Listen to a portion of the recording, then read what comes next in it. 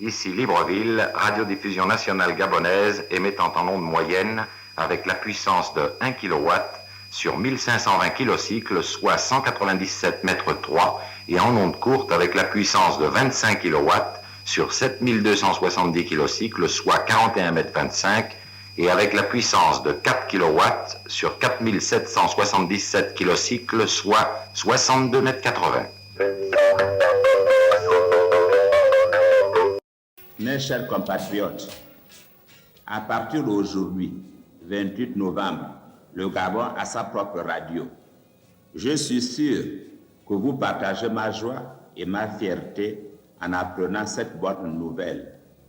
Maintenant, je pourrai m'adresser à tous les Gabonais et les Gabonais entendront ma voix comme si j'étais devant eux dans leur maison. Avec Radio Gabon, la République gabonaise va s'insérer dans le grand mouvement des ondes universelles pour une meilleure et plus vaste compréhension de tous les problèmes qui se posent à notre humanité. Je suis homme de radio. J'étais formé à la Sorafom, la Société de radiodiffusion de la France Outre-mer, et devenu par la suite le CORA, l'Office de coopération radiophonique. Et en 1959, le président Léomba m'a fait appeler. Il a demandé à la France qu'il fallait que je revienne au Gabon, participer à la création de Radio Gabon. Donc c'est avec plaisir que je rejoins mon pays et j'étais là donc à la création de Radio Gabon comme chef de centre technique. En tout pour tout, une dizaine de personnes. Travaillons dans des conditions très difficiles. Nous avions un équipement sommaire, mais il fallait que ça marche. On n'avait pas de carte de reportage. Lorsque le président Léomba s'est déplacé, c'est moi-même, en tant que directeur de radio, qui l'accompagnait avec le Nagra en Badouillère. C'est moi qui faisais le reportage parce que je voulais être sûr de la qualité du reportage. Il ne fallait pas manquer une interview ou un discours du chef de l'État à l'époque. Et c'est moi, j'allais moi-même avec lui, je l'accompagnais dans tous ses déplacements. Et on avait très peu de choses, mais malgré cela, nous avons fait quand même du travail.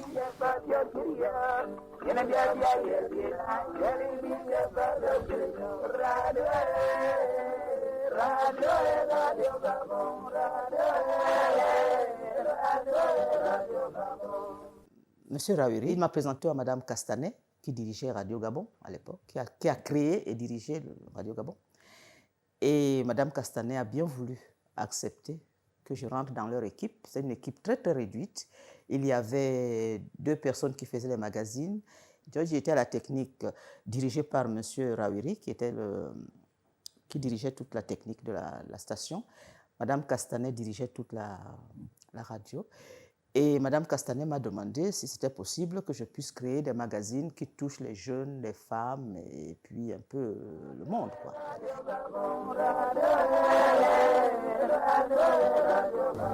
Bon, au niveau de la radio, particulièrement, on avait des Nagras. On avait le Nagra 3 en particulier à cette époque-là. Les studios, on avait des micros 42B, peut-être, qui sont assez grands et qui ne sont pas comme ceux d'aujourd'hui, très sensibles. Il fallait quand même assez de souffle. Bon, les reportages à l'intérieur, il n'y avait pas suffisamment de moyens, il fallait quand même y aller. Et il n'y avait pas assez d'hommes également, il fallait couvrir des tranches qui étaient assez importantes. Donc vous voyez dans quel cadre on évoluait.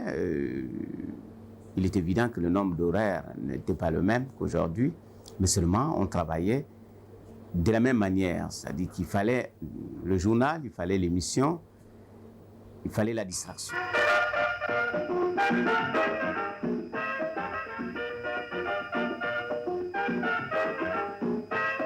On diffusait des émissions de variété, de la musique traditionnelle, des émissions culturelles, par exemple l'émission de Madame Agathe Okumba, le courrier des auditeurs, et l'émission qui passe jusqu'à présent, Boîte Postale 150. Le premier participant à Boîte Postale 150, c'était le groupe de jeunes qui avaient l'habitude de demander des disques. Vous savez, les disques demandés, là, ils écrivaient tout le temps pour demander les disques, et puis ça ne leur a pas du tout paru incongru de poser des questions.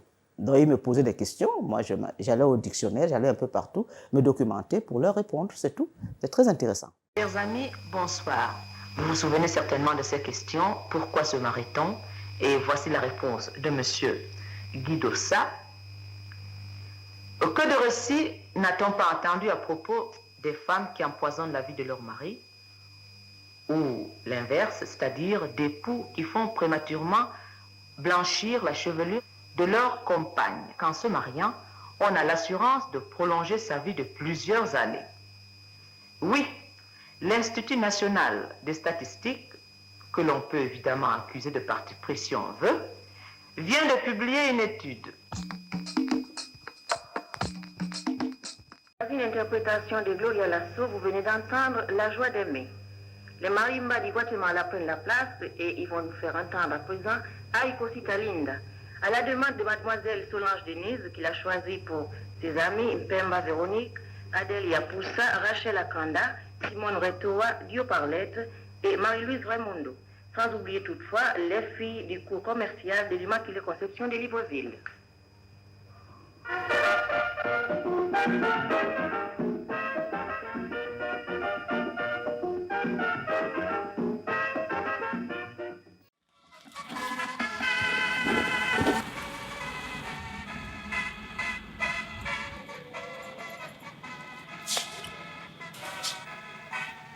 Attention, bientôt.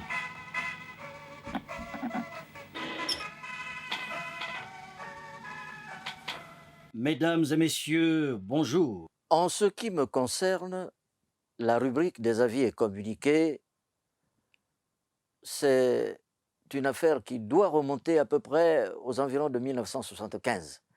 Alors, vous voyez que ça fait du temps, 75 à ce jour, donc j'assure tous les 12h30 la présentation de ces avis et communiqués.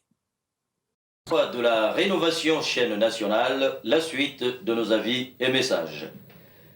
Les familles Moi Bondo Véronique, Mengwang Eliane, Ndanga Pierre, Ndekatango Anna. La radio a des rapports particuliers comme la télévision. Nous avons des échanges de programmes déjà avec certains pays comme la France, l'Allemagne, le Canada, les États-Unis. Et à partir de ce moment donc, on est un peu ouvert au monde.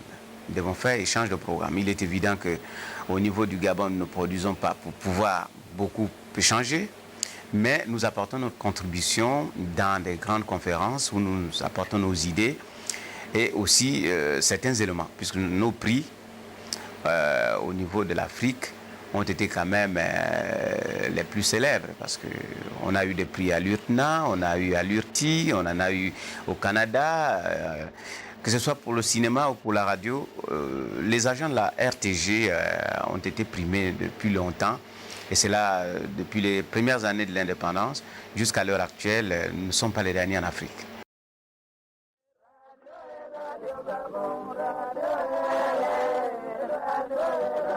En ce qui concerne le troisième site de Radio Gabon, le site installé au boulevard Triomphal, alors là, je vous le dis en toute sincérité que c'est le plus beau cadeau que le défunt président Omar Bongo ait offert au peuple gabonais, particulièrement aux communicateurs que nous sommes.